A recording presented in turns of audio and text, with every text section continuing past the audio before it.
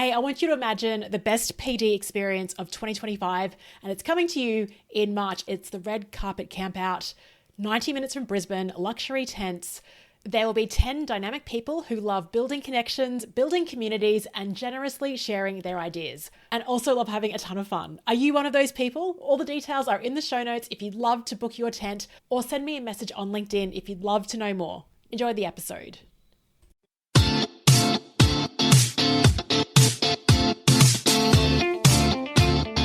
Welcome to the First Time Facilitator podcast. Whether you're a first-time facilitator or a seasoned pro, listen in for tips and tricks to make a bigger impact at the next workshop you deliver. And now, your host, Leanne Hughes.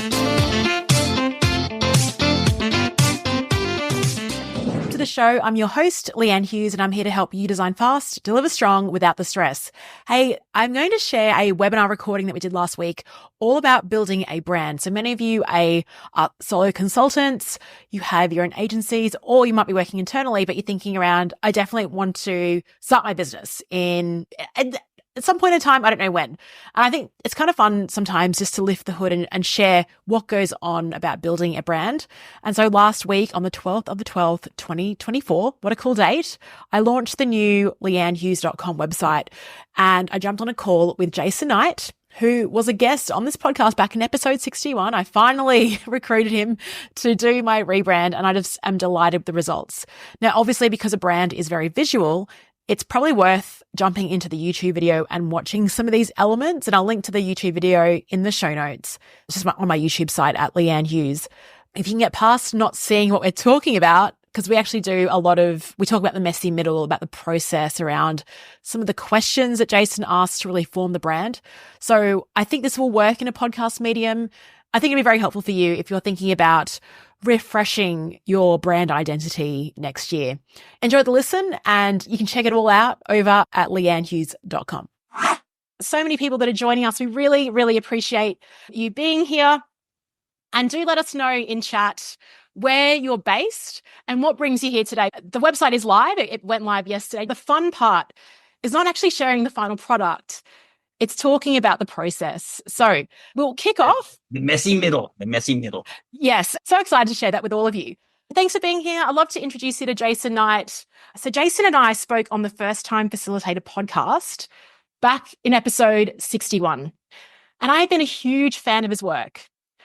And it's so interesting. 5 years later, I finally decided to engage him. So just a meta lesson here. If you're a service, it's about playing that long game. Building that relationship, playing that long game. So Jason, let's maybe just kick off and share a bit about just the first minute of what the brand actually looks like. Sure. Well, I have created a little taster. So this is a little teaser of what Leanne's brand now looks like. Thanks, Jason. Oh, my margin.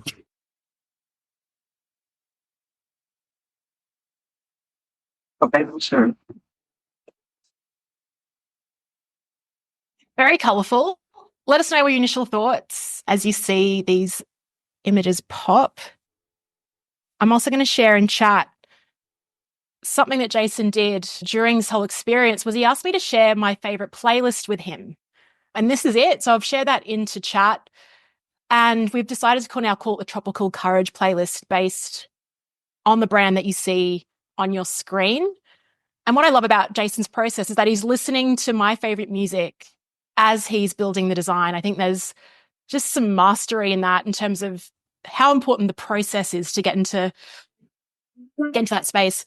Ines in Vancouver, Melinda, vibrant, energetic, engaging and fun. Ken loves the colours and the sophisticated image. Yes, so we're going to talk about sophistication, actually, and the tension between being professional and also being approachable, being aspirational and approachable. How do you balance that? Amazing. All right, Jason, let's go through the process. How does that sound? Yeah, well, sorry, just on that. Yeah, so one of the questions I asked the clients early on is send me their Spotify or their playlist. You know, often with speakers, they have a bit of a pump up or an amp up playlist before they go on. And that actually helps me, one, understand them, and two, create from that own vibe. So yeah, we literally did that. And that was really cool. So yeah, let's jump into a little bit of show and tell.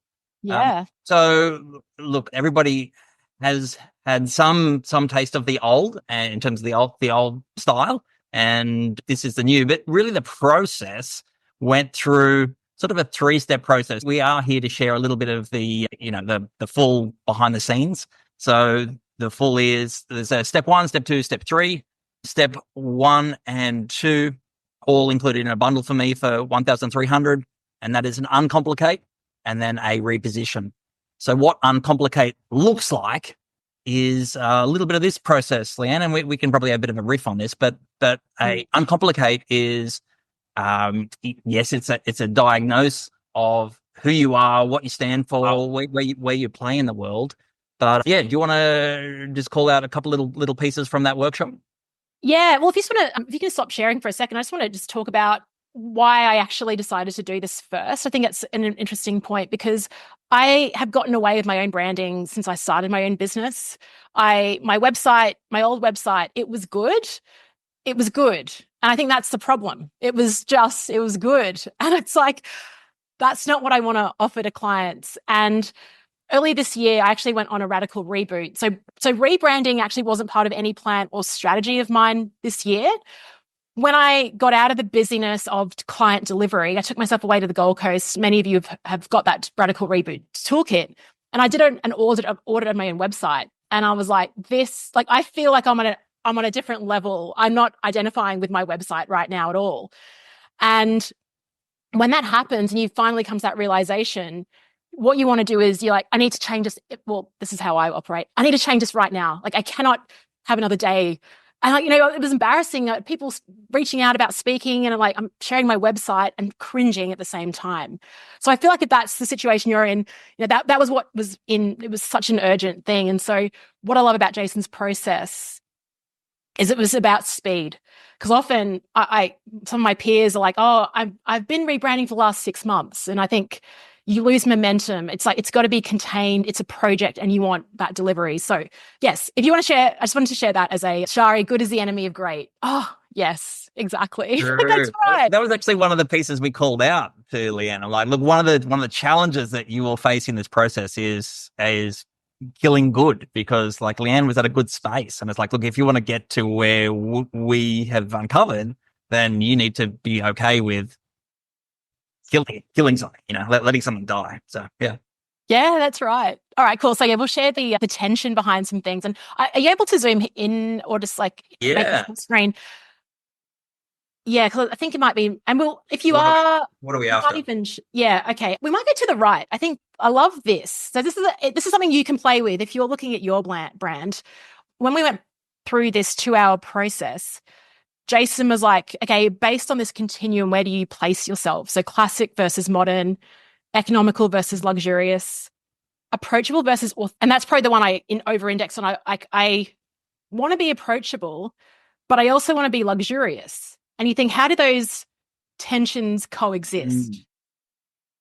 That was what you had to solve for, Jason. Do you want to share? Yeah. Well, so just to go up a stage, often a client, often people, hey, I want to rebrand. I want something that is, modern. I want something that's represents this. And my challenge, or the very simple tool that I've developed, is like, well, okay, what scale are we talking about? Are we talking about something that is, Mercedes-Benz? Are we talking something that is Tokyo streets? Let me get some type of a vibe. So you're right. The tension is, well, how do we be something that is luxurious, and also how do we be something that is super, super approachable?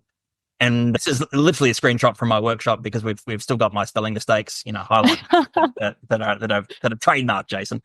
Yeah, exactly. And like one of the biggest pieces out of, and we'll probably get to it next, but with the archetypes we went through, is like how do we start to blend some of these things together, like explorer, revolutionary. How do we push those bounds and have courage to stand where we want to stand? Yeah, and I think if you zoom down, because that's where we came into the various archetypes. And this was a really cool exercise, because I actually thought so this branding exercise, at 10:28. We'll have to get some people on. If you can mute, that would be amazing. So yeah, so the explorer type, just to draw an analogy and metaphor to this. So often it's really hard to describe like what you do and your brand. And branding really is around building self-awareness as well, more than anything, because you're having to confront some really challenging questions. Yeah. Question, I don't know, Jason, if you remember this, he's like, okay, how would you describe what you do to a fifth grader? I couldn't do it. Do you remember that, Jason? I very much do. Yeah. And often people struggle with this because, again, I work with experts, and experts are knowledge geniuses, and they, as a result of their knowledge, they have a hard time simplifying their answers to a 7-year-old, to like, if you're in front of a classroom of 7-year-olds, introduce yourself. What do you do? And your answer was amazing if I was a university professor. And this I've got a 7-year-old would have looked at you like, I don't know what you do, Leanne. Yeah. Actually, I thought we might throw this question into chat and get all of you to maybe consider that. So let us know your response in chat. How would you describe what you do to a 7-year-old? Yeah, Ken, there's not a big enough building in the world that would take my elevator pitch. Even if I was going up the Empire State, I'd still be going. But so just this metaphor here around like the different types of brands. I remember Dave Jackson was talking about how he would describe podcasting to someone else that had never heard of what it is. And he would always say, it's the Netflix of radio. So he leverages something that everyone already knows. They understand what radio is. They understand what Netflix is to describe a concept. And so when we were defining my brand, what we landed on, as you can see here, what's underlined, a lot of what I realized is that I'm more of an explorer brand. So then we went off to explorer type brands like the North Face, Patagonia, and looked at what language they were using. I thought that was a really clever way of bringing like how I feel about a brand essence, but borrowing the great work, branding work that's been sort of done already, and then seeing what's the language that I would use to describe that. So that was the power, I think, in going through that. What do we have on the left here? That table looks really interesting. So this is sort of a little bit of a summary table, the summary table of who you work with, some of their pain points, their solutions. So these are the questions that we ask during that couple of hours. And one of the pieces that was quite a pivotal moment is when we start to land on the one thing. Like, what's the one thing? If there was only one thing that you do for your clients, like what's the one thing that they walk away with or one thing that they remember? And this word bubbled out of tropical courage. And it was a word that was really quite visceral to all of us. And it was like, oh, and that became almost a cornerstone for where we started to build from. Yeah. And the second we had that, so what I'd suggest if you're going through a branding exercise, don't wait to start trying out these terms. So the second Jason said that, I went to a workshop on AI later that day and we had to sort of share what we did. And I was like, oh yeah, I help leaders with tropical courage. I just said it. I didn't even know what it meant. And everyone's like, what does that mean? And I had to figure it out quickly. But what I tested was, are people leaning in when they hear that? Like, are they curious when they hear that phrase? And they were. It wasn't like they were off put by it. They're like, tell me more about tropical courage. I've never heard that before. And so it's like, cool, I'm onto something interesting. And we haven't actually used the words tropical courage, but as you can see in the visuals, that's where it is playing out. So Ken, do they lean in? A good test. Ken, we don't need AI for any of these show notes. We've got Ken Bergen in the room who can do it really well. Cool. So, and again, let us know if you have any questions. We'll go to the next slide. I think we're sharing some of the concepts. The next process, I'll zoom out a bit, is the reposition. So look, we did the workshop. And the next piece is for myself and my team is a week where we reposition, Leanne. So it's about a 15-page report and we go through current state, future state, all those different types of pieces. But really the piece we want to call out here is a piece that you had said in one of our notes. Leanne, do you want to talk a little bit about your sort of referral comment? Yeah. Well, look, I don't know how I've been getting away with this for so long. I mean, I've been doing this since 2019, but when I get referred to people, okay, so usually it's probably two things. One is about Leanne is the workshop person, and I really want to step away from being the first time facilitator. It's served me well. I love it, but I want to move on to something else. And if you've been part of my sort of email list and community for some time, I think you'll understand that. The second part is when people refer me to my actual, to what I do, they're like, oh, Leanne, she's great. You should really talk to Leanne. She's great. But there was nothing specific on why you should talk to me. And so, and that's a giant red flag for me. A giant red flag in my industry is saying that you actually haven't positioned yourself in the audience's mind. So and I was the same. I was leaving it up to my audience to decide what I'm great in, and people usually don't. And so it just ends a bit flat. Your testimonial or your referral is like, hey, Leanne's amazing. You really should talk to her about like stuff. Yeah. And it's like, oh, we could probably solve that for you, Leanne. You can totally solve that. Yeah, exactly. And I think, so current state, I love this. I think the word that you described, licorice all sorts. Exactly. And what have we got on the left here? Confusion, overcomplicated, lacks clear, concise description of offering. And so that was a thing what I love around this, 4 years, no, okay, maybe I exaggerate, but about 18 months, I've been thinking around, like, I need to consolidate my keynote speeches and write descriptions about them, but I just haven't done that. And so as part of this 4-week sprint, Jason and Phil are like, okay, what are your keynote speeches? And so I had to quickly, like, actually land these ideas that have been floating on my head and in various notes in Google Docs as well. And we helped, and like Phil, genius of like, okay, that's a good start. Maybe we need to flip that around because this is the actual hook, and this is the like, yeah, there was some. It was not like we started with a blank slate, like, and that's what I love working with experts, that you have the goodies. It's just shifting stuff around so it actually lands to your audience. Yes, that's right. And if you look to the right, so we had that continuum that was just like the words, and then Jason actually brought in the visuals. Okay, so are you an elevated keynote or are you approachable workshops? So this was some tension. This was some tensions that we called out, and these tensions actually help define a brand. Just like a person is the parts that are strengths and sort of weaknesses, and we try to like, oh, well, are we this way or are we that way or are we both? Yeah, and I think the one that I was like, I'm both.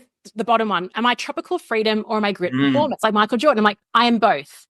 Now, Jason, can you fix that? Can you because I can't pick. I absolutely am both. And I think that's why you work with an expert, because they can bring an idea to life. And I honestly thought, after a couple of calls with Jason, I walked away thinking, I'm so sorry for this guy. Like, I have no idea how he's going to do this. And then when he sent through concepts, I was just amazed. It's like, this is so much better than I would have ever imagined. And that's the reason I'm doing this call. Like, everyone's like, why are you doing it?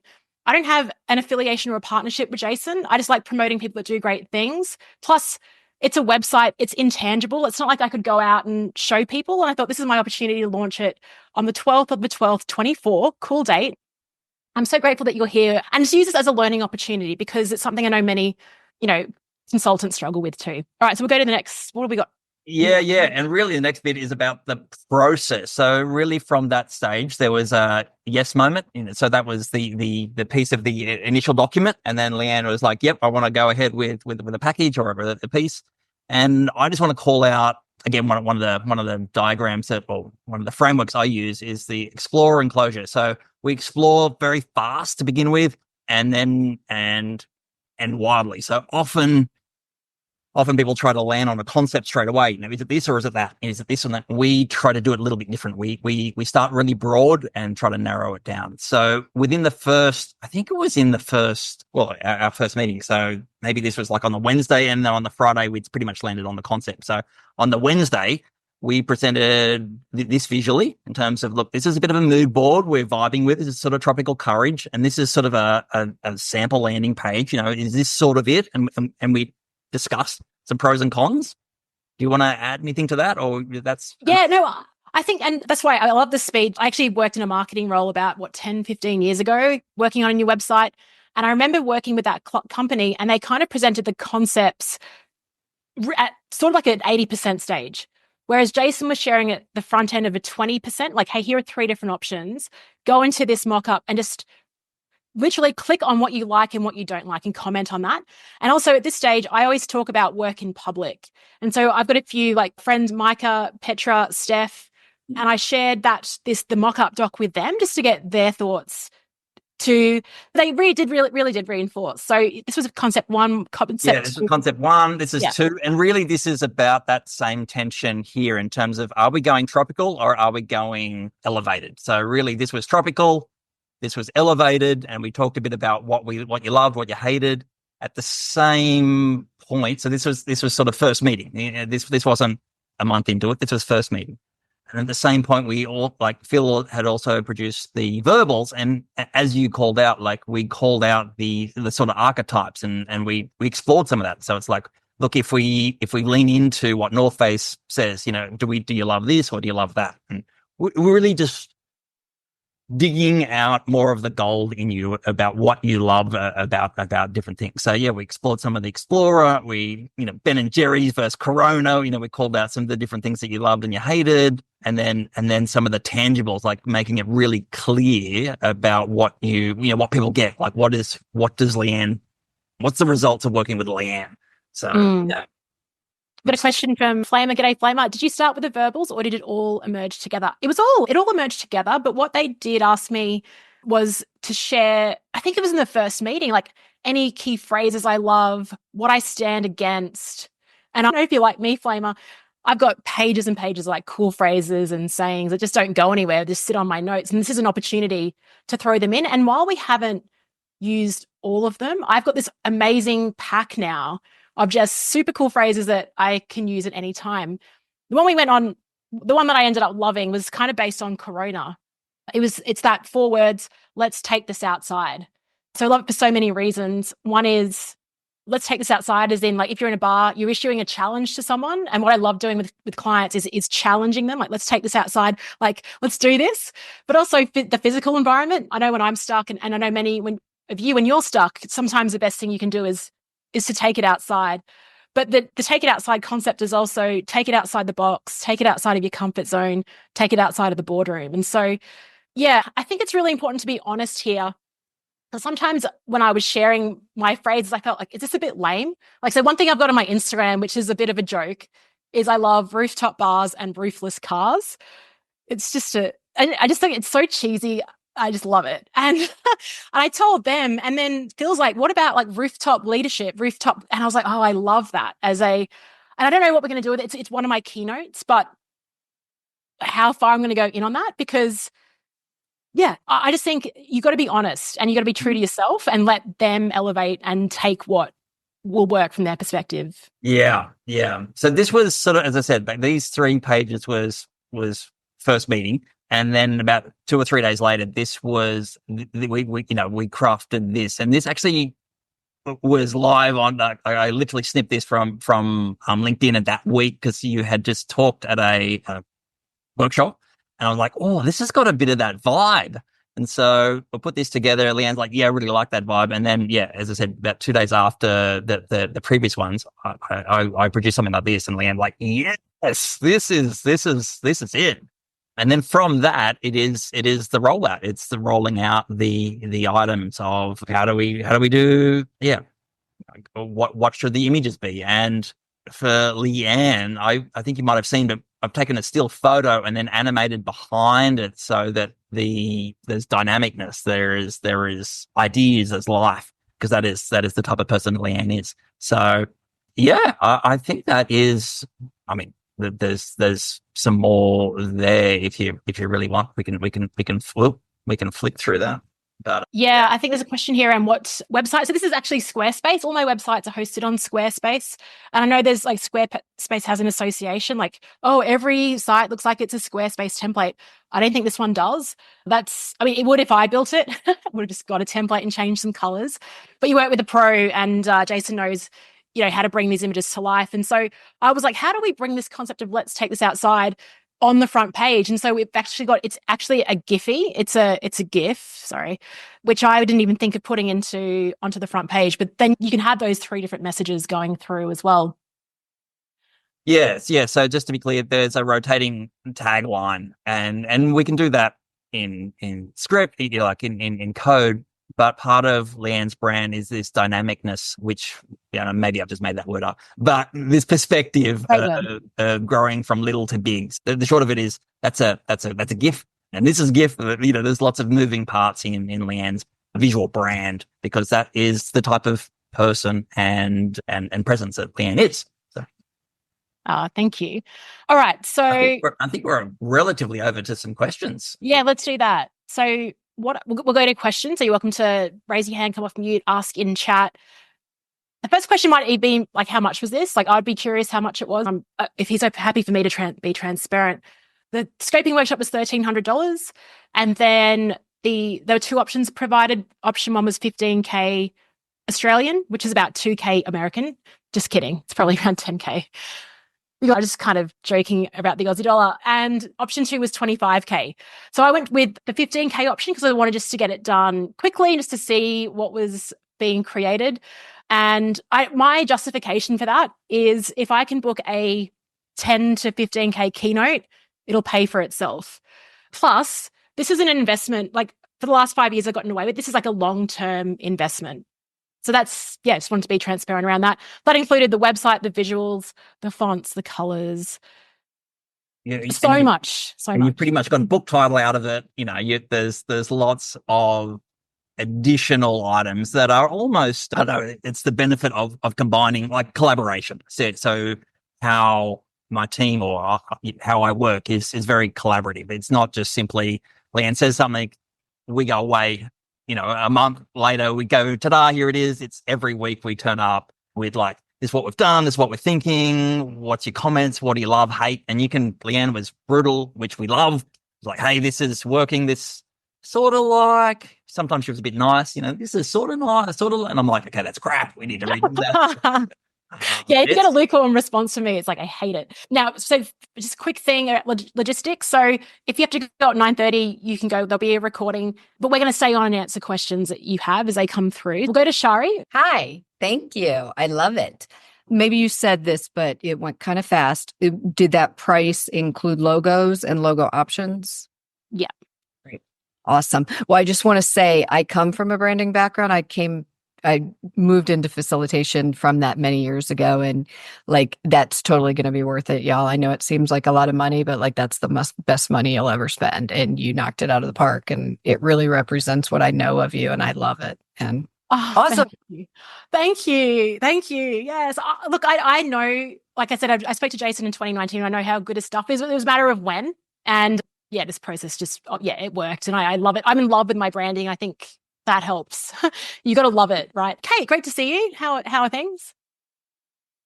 Hello. Yes, lovely to see you too, Leanne. And it looks amazing. No surprises there. I feel like this is almost like a 1998 question, but it still plagues me because I'm just about to redo my site and I'm getting the whole SEO go back to WordPress because of your SEO argument from my web developer. Any thoughts on that with staying on Squarespace? Yeah, I think, look, there is relevance and there's not relevance. So, Wix, Squarespace, a lot of these template websites have so many benefits for speed and for the client, like Leanne or other clients, to access whenever they want. Yeah. That, for me, outweigh a million times the SEO challenge. So Squarespace is good at SEO. Is it the best? No. But I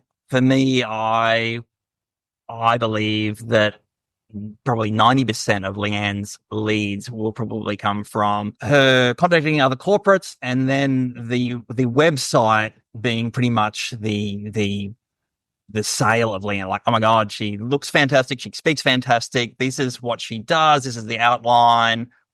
Most of my clients sort of say when corporates contact them now, they're already sold. They're just like, look, when are you available? And I just want to double check that you can do, virtual, or you can do in person, or you can do this. It's no longer, oh, well, tell me, send me your pitch kits. Yeah, I agree. I just think the SEO question is relevant, but I would say for me, it's probably a 10% equation opposed to the other 9. I know. I think you're being kind, Jason. I think it's not relevant at all. Yeah. I know. I mean, I haven't marketed this year and I'm chockers. So yes, I agree. I just get it it's like this little earworm that plagues me all the time. But thank you. I will relegate it to the 1998 questions for website. Yeah. Like if people are finding me and then you, like Jason said, then you find the website and that's like, cool. You're legit. Now I've got a few questions. Well, sorry, Kate. Sorry. Yeah, I mean, you can pull up another question. I think there's also an interesting question in the very near future that Google is slowly dying opposed to ChatGPT and other people, finding a resource. So I think that's SEO is important.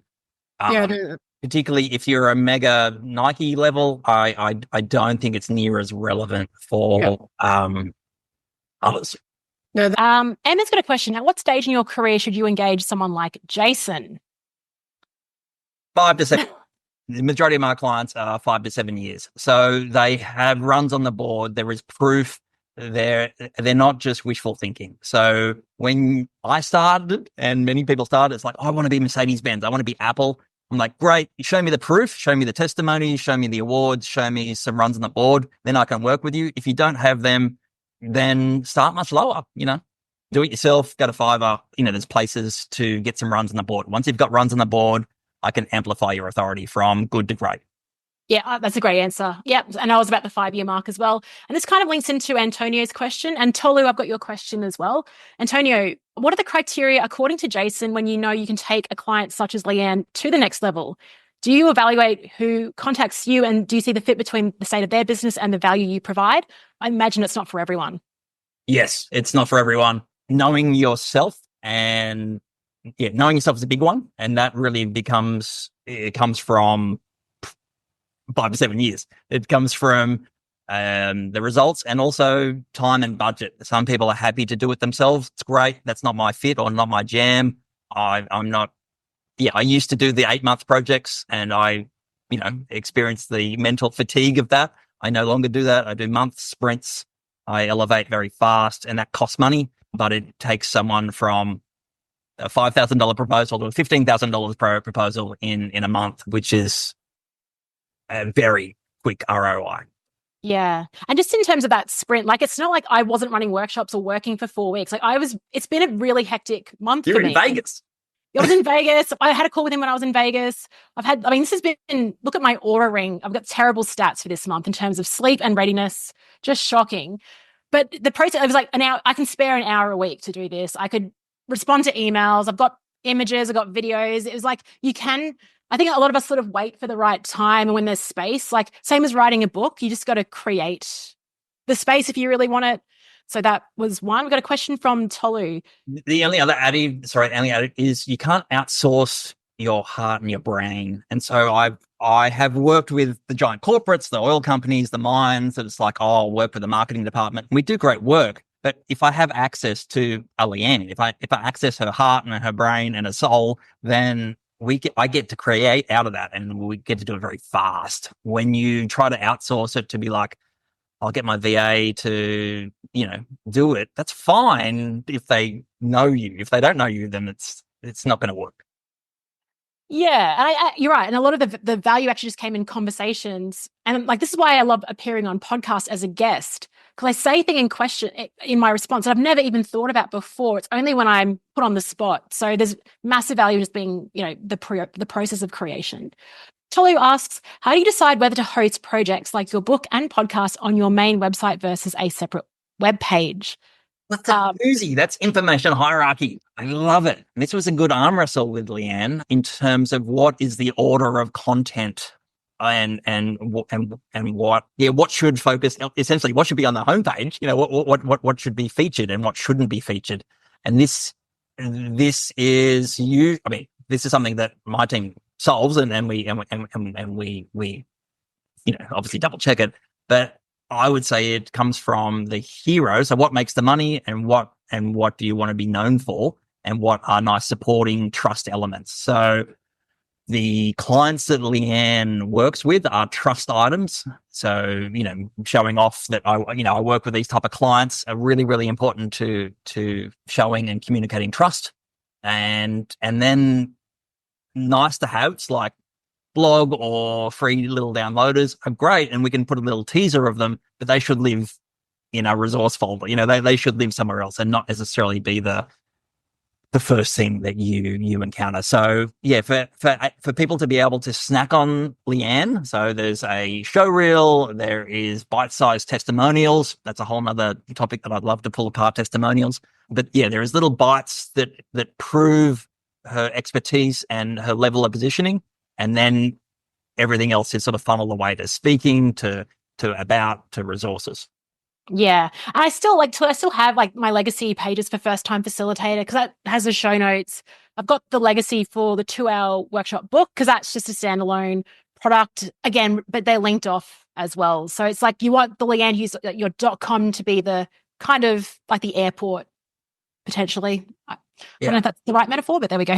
Information hierarchy is the technical term, but yes, it is. It's an arm wrestle, and it usually, I mean, it's that Frankenstein's licorice all sorts vibe where most clients come to me with like, here's everything. I'm like, awesome. Maybe it's my dyslexic brain, but part of my genius is like irrelevant. Ooh, irrelevant. Ooh, and that. Yeah, I mean, that is part of the process of us weeding out what is the gold and what is nice to have.